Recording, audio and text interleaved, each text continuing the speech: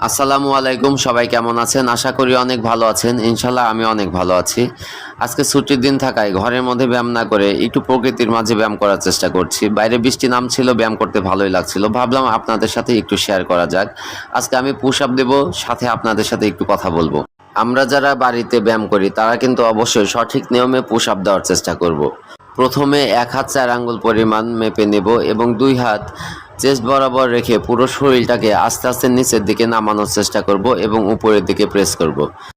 এই পুশ আপের পাশাপাশি আমরা ২ পা আড়াআড়িভাবে সামনে এবং পিছনের দিকে নিলে অ্যাপসেরও বেশ ভালো উপকার পাওয়া যায়।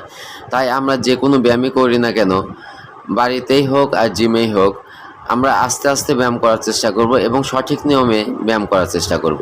তাই আসুন বন্ধুরা, আমরা প্রতিদিন অন্তত কিছু সময় ব্যায়াম করার চেষ্টা করি। ১৫ থেকে ২০ মিনিট আমরা যদি প্রতিদিন অন্তত ব্যায়াম করি তাহলে শরীরের জন্য যেমন উপকার হবে তেমনি মেন্টালিও আমরা অনেকটা ফ্রেশ থাকবো ইনশাআল্লাহ।